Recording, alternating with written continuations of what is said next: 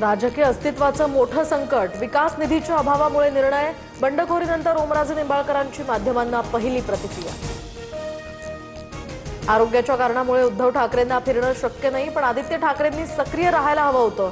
ओमराजे निंबाळकरांकडून नाराजी व्यक्त, तर फडणवीस शिंदे सतत कार्यकर्त्यांमध्ये फिरतात, मेहनत ओमराजेंकडून कौतुक।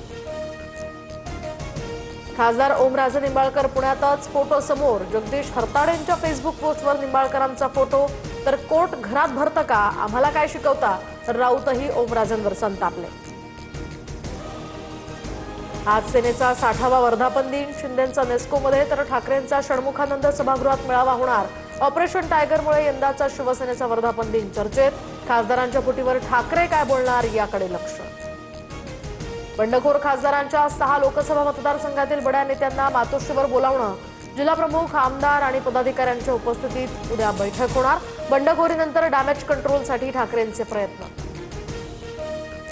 शिवसेनेच्या वर्धापन दिनानिमित्त उद्धव ठाकरेंकडून बाळासाहेबांचा भाषण करतानाचा फोटो समोर, तर किरणांचा उघडून पिसारा, देवदूत कुणी, काळोखावर खोदीत बसला तेजाची लेणी, कवी कुसुमाग्रजांच्या कवितेतील ओळींचं कॅप्शन लिहित ही पोस्ट।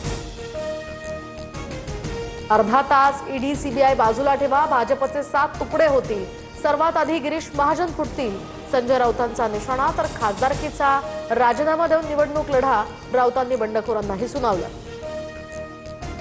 आगे आगे देखो होता है क्या, काही दिवसात पुन्हा स्फोट होईल, आमदार संतोष बांगरांचा दावा, तर 6 खासदारांनंतर आता 14 आमदारही फुटण्याचे संकेत।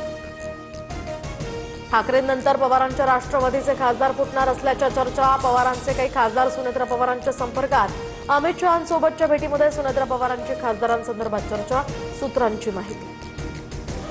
पवारांच्या राष्ट्रवादीचे 5 खासदार 12 डिसेंबरपर्यंत आमच्यासोबत येऊ शकतात, दादांच्या राष्ट्रवादीचे नेते धर्मराव बाबा आत्राम यांचा दावा, तर काँग्रेस खासदारही पक्षप्रवेशासाठी इच्छुक, असाही खुलासा।